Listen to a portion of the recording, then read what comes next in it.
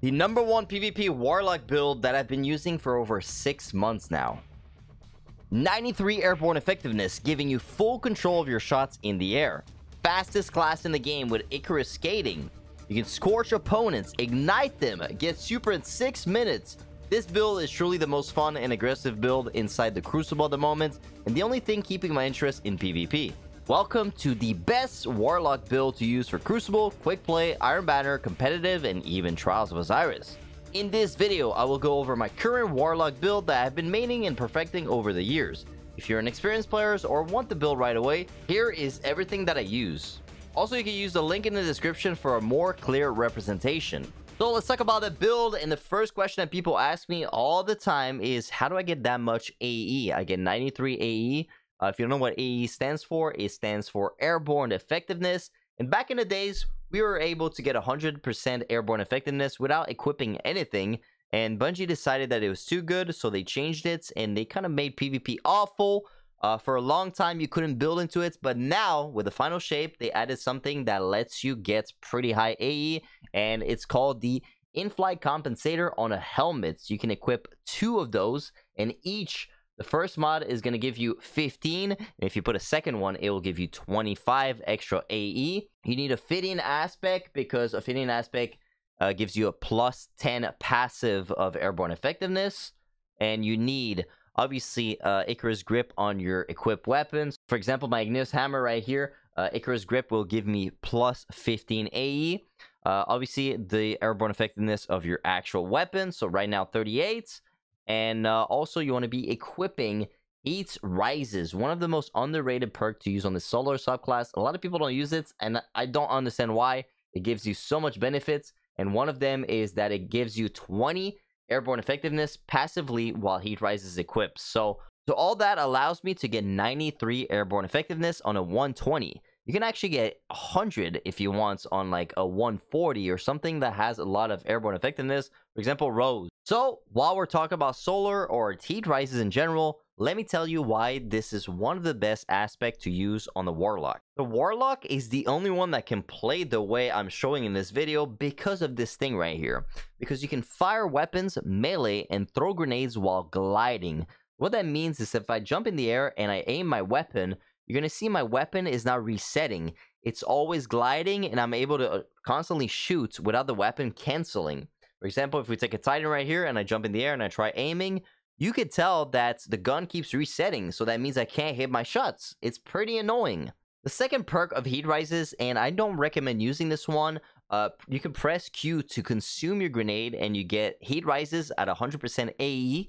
You're going to be able to float in the air for 15 seconds and essentially hit all your shots in the air easily because you're going to be at 100. And the problem when you consume your grenade, first, you lose your grenade, which is important to keep. Second, you're going to be an easy target in the air because it alerts the enemy team by making a sound and also gives your position in the air. You're going to show as a big red dots on the radar so they can tell exactly if you're floating or not and from where. There's also a visual which is little flames falling under you, so people are going to see you pretty easily. So do not even consume your grenade and just equip Heat Rises. Also, another thing that is really clutch, and I'm surprised they kept this on this aspect, Final Blows while airborne effectiveness increase the duration of Heat Rises, but you get melee energy for killing people in the air. So that means with a shotgun or a hand cannon, if you kill someone in the air, you actually get like 33 or 50% melee back, which is crazy because let's talk about Celestial Fire. One of the most broken melee in Destiny. It is long distance, it is easy to hit, and it scorch enemies. You can actually use a Celestial Fire and after use a Swarm Grenades, and with both combined, it will ignite enemies because it does enough scorch stacks on the targets. And I've tested every single Solar Warlock grenades. There's 3 grenades that are super efficient on the Solar. First, the Swarm Grenade. They're meta right now. Everyone's using them. They're good at covering angles. They're good at playing aggressive with them. And they're igniting a lot. So, like, overall, just a really solid pick. But they're getting nerfed soon. So, I don't know if they're still going to be good after this video. If they're nerfed, you can use Solar Grenade. Or what I like using is Healing Grenades. Because you actually get them super often. And it saves you from a lot of fights. For the jump, I recommend Burst Glide. It is the best for me. And it just gives you an initial boost of speed, and you can essentially reload your gun. So I'm using a 120. It's kind of slow to reload, but if I'm constantly jumping instead of walking or sprinting, I'm able to reload my gun or do any like movements while constantly be in the air. And also you want to pair that with the Aspect Icarus Dash. This one is super clutch. It allows for the Warlock to be one of the fastest class in the game. So a quick guide on how to Icarus Dash in Destiny. I'm not going to go in detail, but essentially you sprint, jump in the air. While you're in the air, you Icarus Dash. And when you hit the floor, you just click spacebar every time you hit the floor. So if you do it quick, you're going to be able to go like this. And at the same time, you're going to be able to aim or shoot targets. That's how I use it. You can go faster if you scroll wheel skate and all that stuff, but I don't really go in detail on how to do that. So the melee and a grenade is going to apply Scorch. And like I said, if you combine both, you can go to 10 Scorch and they're just going to ignite, which means they're going to explode and die. It's not going to happen super often, but to make it more viable, you want to put Ember of Ashes so you can apply more Scorch stacks to targets. So with that, you're going to get more ignition, but also every time you're going to do a Celestial Fire or Swarm Grenade on someone, they're going to burn for a longer duration. It's not going to do crazy damage, but it will prevent them from healing for a longer time. So it's super good to have. The second fragment that you want to be using is Ember of Mercy, mainly for Trials of Osiris, because when you revive an ally, you and other nearby allies gain restoration. So I'm going to res someone, and I get restoration for a few seconds, which allows me to survive more fights when I res someone, and also gain overshield from resing. So I'm pretty much unkillable for like 1 or 2 seconds. And obviously also it gives you plus 10 resilience, which is good to have on the build. Also, Ember of Benevolence is going to be really useful because applying Restoration, Cure, or Radiant to allies grant increased grenade, melee, and class ability regen for a short duration. We're going to apply Restorations and we're going to apply Radiance because when we res someone, we're going to have Restoration, which is going to boost my ability regen. And every time we get a melee Celestial Fire hits with the Ember of Torches right here, the last fragments, you're going to get Radiance, and your teammates also going to get Radiance for 10 seconds. So while that 10 seconds is active, you're going to get more ability back, which is useful. Talk about abilities, I forgot to talk about the Healing Rift, which is the best ability to use by far. Do not use Phoenix Dive, do not use Empowering Rift. First, Empowering Rift, super useless. Phoenix Dive could have some potential, but I don't think it's as good as Healing Rift. Even though you get it in 55 seconds, you're essentially just gonna heal for like a few seconds. Healing Rift is gonna stay on the ground, and you're gonna be able to hold your position. Your teammates are gonna be able to go inside, and they're gonna be able to shoot and take damage consistently. A Healing Rift allows me to 1v3 clutch most of the time. And if you don't know, if you stay on your Healing Rift for a long time, you can actually gain Overshield, which is overkill, but like Bungie never nerfed it. So 1 minute and 22 seconds to get a Rift that lasts like 30 seconds is worth it. It is insane. And lastly, this is a big debate, but I mainly play Trials of Osiris, so in my opinion, this is still the best subclass or super to use, Well of Radiance. Even though it got nerfed, it's not as good as before. It allows you to win so many rounds, and I'll explain why. Obviously, you can die in your well now. Like, it's possible, but I mainly use Well of Radiance because of the cooldown. 7 minutes and 35 seconds, which is way lower than Song of Flame or Daybreak at 9 minutes and 16 seconds.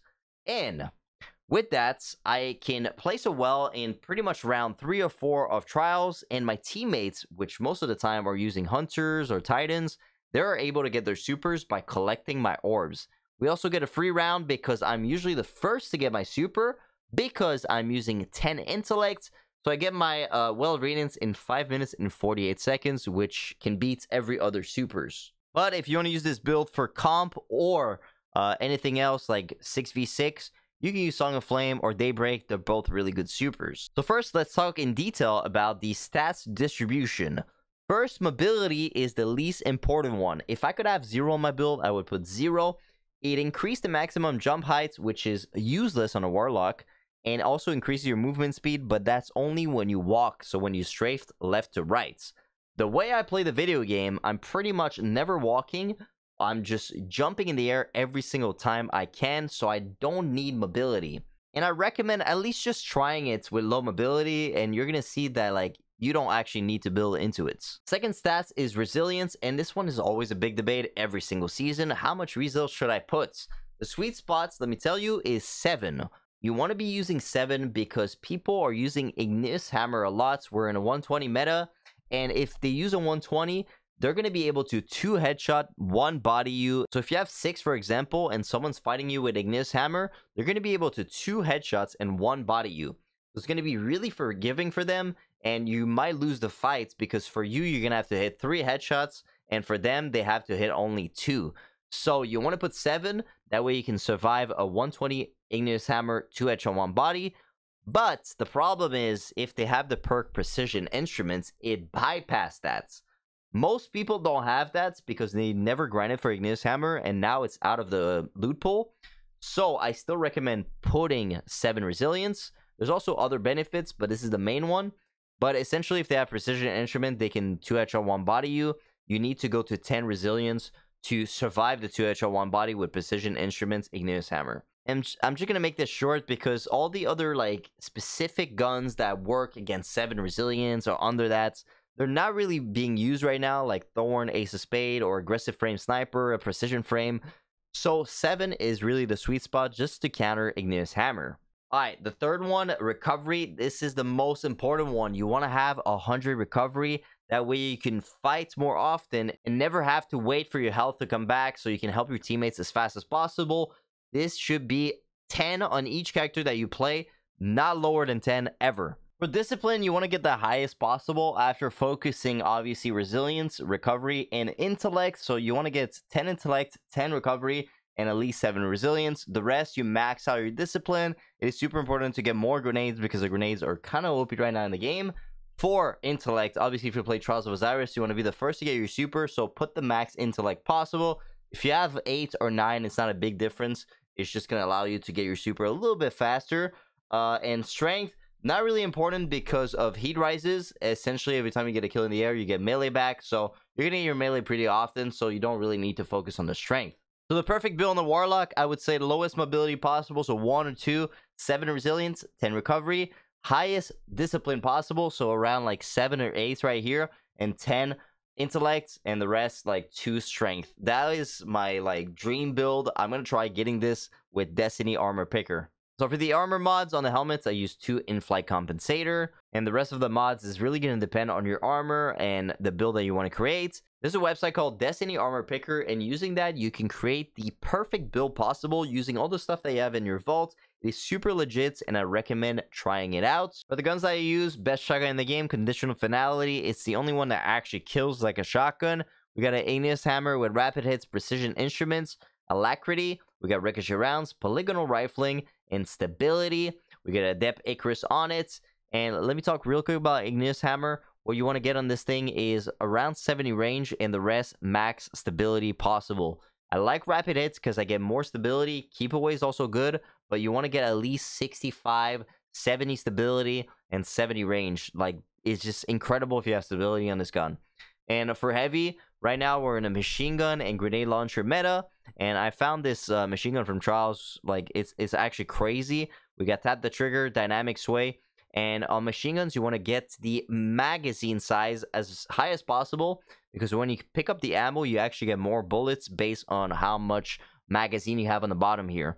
That's why I'm using backup mag also. If I had extended mag right here, I would use it for sure. So for the Ophidian aspect, we are using Solar Dexterity, Solar Loader, that is for the Ignis Hammer, and also Conditional Finality. The chest piece, there's no really good mods to put here, so we're putting triple and flinching solar aim. You can put 2 if you want. For the boots, we are using Recuperation. It only costs 1 energy, and you replenish health each time you pick up an Orb of Power. It's going to save your life. It's good to have it. We have Solar Holster. If you don't know, you actually need Solar Holster to be able to reload your Conditional Finality. Even though it says Stasis right here, the first bullet is a Solar, or the second, but essentially it works with Solar Holster. It's kind of weird, but you want to put this. It is super clutch, and you never have to reload your shotgun once you pick up ammo. And the third, we use Absolution. Reduce all ability cooldown each time you pick up an Orb of Power. So I get health and also like get all my abilities. So it's pretty clutch to have. So for the bond, we got an Artifice bond, which gives me 3 extra stats on my armor mods. And also, I'm using double bomber, so I can reduce my grenade cooldown when I use my class ability. And when I use my class ability close to targets, I can reduce all my other abilities. So it's a good synergy right here. That is it for the build. Thank you so much for watching the entire video. And if you're not a Warlock main, hopefully I convince you to swap or at least try it out. It's super fun. And before I go, I'm going to show the fashion I have. If you think my Warlock's pretty cool, you can copy all my stuff right here. So, hope you guys enjoyed. Drop a like and sub, and take care.